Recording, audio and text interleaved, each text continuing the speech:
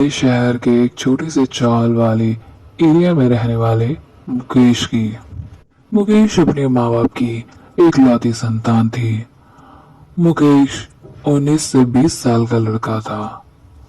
उसकी 12वीं पूरी हो चुकी थी, तो अब वो सोच रहा था कि कहीं काम करूं और अपने माता पिता का हाथ बटाऊं, ताकि जिस गरीबी की वजह से उन्हें इस चौल में रहने के लिए मजबूर होना पड़ा था, उससे वो बाहर निकाल सके और अपने परिवार को एक अच्छी लाइफ दे सके। मुकेश का जो घर था वो एक गली के अंत में लगता था और उसके बाद गली बंद हो जाया करती थी। उसकी घर की एक विंडो थी जो गली की तरफ खुलती थी। विंडो काफी बड़ी थी और गली बंद होने के बाद से ही वहां चहल पहल रहना शुरू हो गई थी। लोग कुर्सियां डाल के गलियों में ही बैठे रहते थे और बच्चे क्रिकेट और कुछ भी खेलने के लिए गली में इकट्ठा हो जाते थे।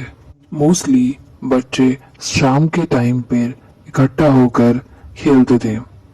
मुकेश उनके साथ खेले नहीं जाता था, पर मुकेश अपने घर की खिड़की से उन्हें खेलते हुए देखता था। उसी गली में थोड़ी ही दूरी पर एक गड्ढा था जिसमें से बहुत बदबू आती थी। जैसे नालियों में हवा पास करने के लिए गड्ढे होते हैं, वैसे ही कुछ वो गड्ढा था। पर मुकेश को वो गड्ढा कोई आम रेगुलर नाली का गड्ढा नहीं लगता था। उसे वो कुछ सस्पिशियस लगता था। उसे लगता था कि उसमें से कोई चीज बाहर आने की बहुत ज्यादा कोशिश करती है। कोई बहुत अच्छी चीज नहीं थी वो। उस गड्ढे के आस पास भी कोई नहीं जाता था, क्योंकि उसमें से बहुत बदबू आती थी, तो सब उससे बच के निकलते थे। पर मुकेश, जिसका घर उसी गली के अंत में था, जब वो देखता था तो उसे उस गड्ढे के ऊपर जो जाली लगी हुई है उससे काफी ऊपर तक एक काली हवा जैसा बनता दिखाई देता था। वो कोई आकृति नहीं बनाता था, पर बस वो एक ऊपर घूमता था जैसे कोई काला साया हो। मुकेश के अलावा उस पर कोई ध्यान नहीं देता था। एक दिन गली में बच्चे खाना खाने के बाद खेलने आ रहे थे। थोड़ी ही देर उन्हें खेलते हुए हुआ था कि तब तक अचानक उनकी बॉल उस गड्ढे की तरफ चली गई। वहां बहुत बदबू आती थी, तो कोई वहां उस बॉल को लेने नहीं जाना चाहता था। उन बच्चों में से जो सबसे शरीफ बच्चा था, तो कोई भी आसानी से ये मैनिपुलेट कर सकता था, वो था अमित। अमित को बॉल लाने के लिए भेजा गया और ना लाने पर उसे ना खिलाने की धमकी दी गई। अमित उन सब के साथ खेलना चाहता था, तो वो किसी भी तरह से वो बॉल लेने जानता था। और जैसा कि सब जानते ही थे, वो बॉल लाने चला भी गया। मुकेश खिड़की से ये सब देख रहा था। वो नहीं चाहता था कि अमित वहां जाए, पर अमित गया और बॉल लेकर वापस आया। मुकेश बस चुप खड़े ये सब देख रहा था। उसी रात मुकेश को अपनी खिड़की के बाहर कुछ दिखाई दिया। उसने देखा कि उस गड्ढे में से एक काली हवा बाहर आई और अब उस हवा ने एक ह्यूमन शेप ले लिया था।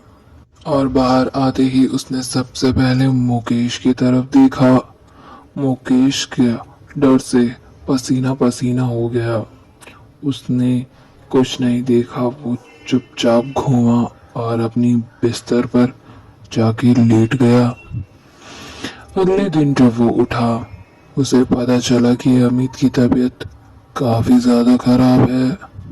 वो गली का ही बच्चा था, इसलिए सब उससे मिलने गए और अमित भी अपनी मम्मी के साथ उसे मिलने गया। उस रात बाकी बच्चे खेलने आए, सिर्फ अमित ही नहीं आया था। आज मुकेश को वो गड्ढा देखने में काफी ज्यादा शांत लग रहा था। उसमें एक अलग सी ही शांति थी। इस बार मुकेश जब उस रात को सोया, उसे खिड़की पर एक परछाई बैठी हुई दिखाई दी। उसे कल का सपना याद आया। उसकी हिम्मत नहीं हुई कि वो उस रात करवट ले सके। वो बस दीवार की तरफ अपना मुंह करके लेटा रहा। उसे पता नहीं चला कि उसे नींद कब आ गई। अगले दिन अमित की तबीयत और ज्यादा बिगड़ गई। उसे देखकर मुकेश को बहुत ज्यादा चिंता हो रही थी, पर अमित की मम्मी ने उसे समझाया कि ये एक मामूली बुखार है, वो जल्द ही ठीक हो जाएगा। उसी रात को मुकेश को वापस से एक सपना आता है कि वो एक काला इंसान जो उस गड्ढे में से निकला था, वो अमित को लेकर कहीं जा रहा था। मुकेश ने अमित को रोकने की कोशिश की, पर ऐसा लग रहा था कि अमित को मुकेश की कोई बातें नहीं सुनाई दे रही थी। अचानक मुकेश की नींद खुली। सुबह के 4 बज रहे थे। उसने अपना पसीना साफ किया और अपने दिल को तसल्ली दी कि ऐसा कुछ भी नहीं है। अमित जल्द ही ठीक हो जाएगा और वो जल्द ही सबके साथ खेलने भी आएगा। और उसने भगवान से प्रार्थना की कि हे प्रभु, जो भी उसने सपने में देखा है वो सच ना होने पाए। वह होते ही उसने अपनी मम्मी से कहा कि मम्मी, मुझे अमित को देखने जाना है, क्या हम चल सकते हैं? उसकी मम्मी ने कहा, क्यों नहीं, हम चलेंगे, थोड़ी देर में मैं नाश्ता बना लेती हूँ। उसकी मम्मी ने नाश्ता बनाया ही था और बस उसे तैयार होने के लिए कह रही थी। तभी अचानक से खबर आती है कि अमित की तबीयत कल रात को बहुत ज्यादा खराब हो गई, जिस वजह से अमित अब इस दुनिया में नहीं रहा।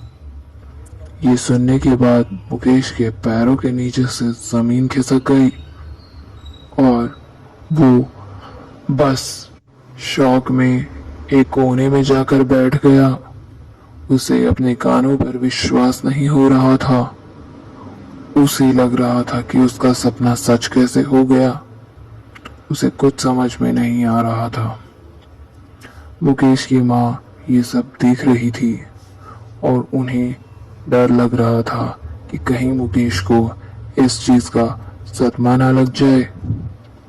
उन्होंने मुकेश को अच्छे से संभाला और उसे कहा कि ये सब नियति का खेल है।